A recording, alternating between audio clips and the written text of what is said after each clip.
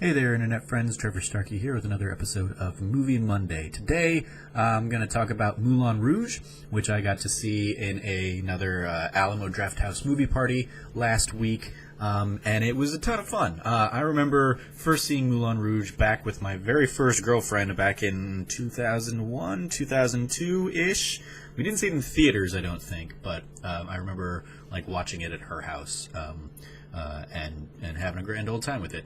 And it's one of those movies, spoilers ahead, but this occasionally happens to me where I miss a key detail moment, and I remember the very first time seeing it being completely surprised by the fact that Satine dies at the end, even though the opening scenes of the film detail that she's gonna die, she's dead, when before we flash back to the past. So it was weird that that for whatever reason that bit I just missed it. Maybe we were making out. I don't know what happened, but it always amuses me when I go back and watch it now to think that I had missed that crucial detail at some point in time.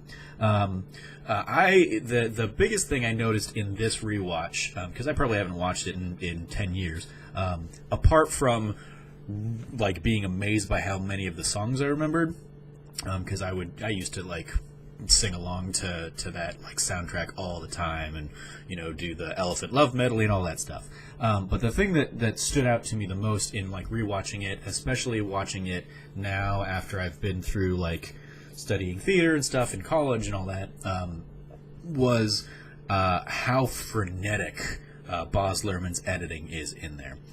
There are just so many scenes where it's just cut, cut, cut, cut, cut, cut, cut, and it's just so crazy and so fast moving. Especially when you're basically anything that's taking place in the Moulin Rouge scenes, the can, do the can, boom boom boom, do the can, all that stuff, and the Lady Marmalade, and just a lot of that stuff. A lot of the stuff when Satine and Christian first are meeting in the elephant, when they are kind of having that little comedy of errors where they think the other, or she thinks he is the Duke, all that stuff. That's another bit where it's just rapid cut, rapid cut, rapid cut, and so it was almost a little exhausting watching it in a theater surrounded by people who are laughing at the same jokes and singing and quoting along with the movie.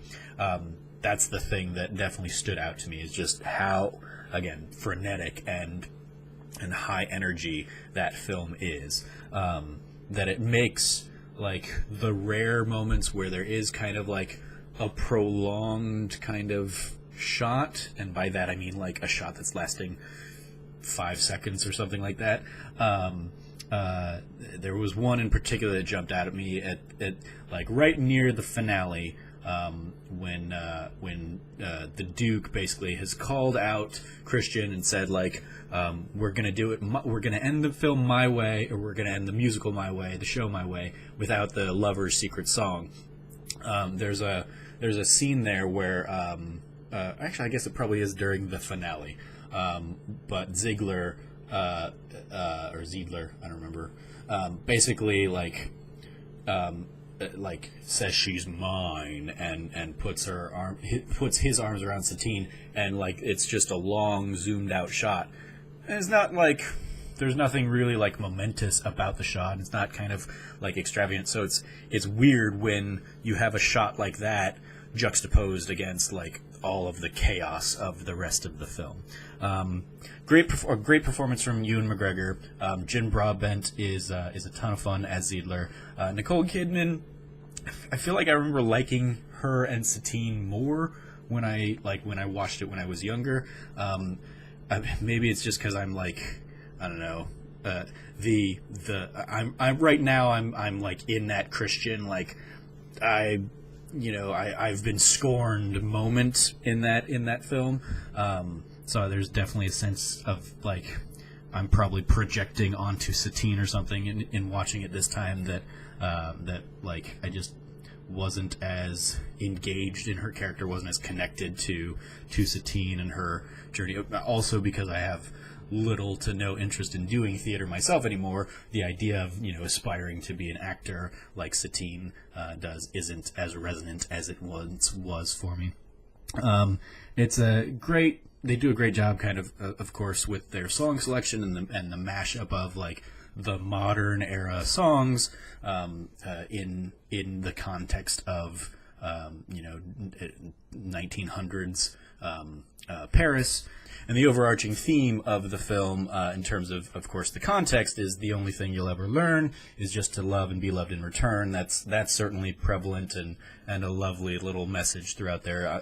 Obviously, kind of the bohemian mentality. But in terms of like the visual production, like the theme is spectacle and like flash and flash bang kind of substance. So again, I enjoyed it. I had a good time. I was surprised with how much I remembered, but it was definitely more exhausting than I was anticipating going into it, just because of how crazily everything is edited together. So those are some thoughts on rewatching Moulin Rouge for the first time in many, many years.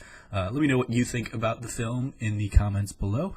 As always, I've been your host, Trevor Starkey from TrevorTrove.com. You can follow me at SnarkyStarkey on Twitter. And until next time, from here at the Trove, treasure your friends.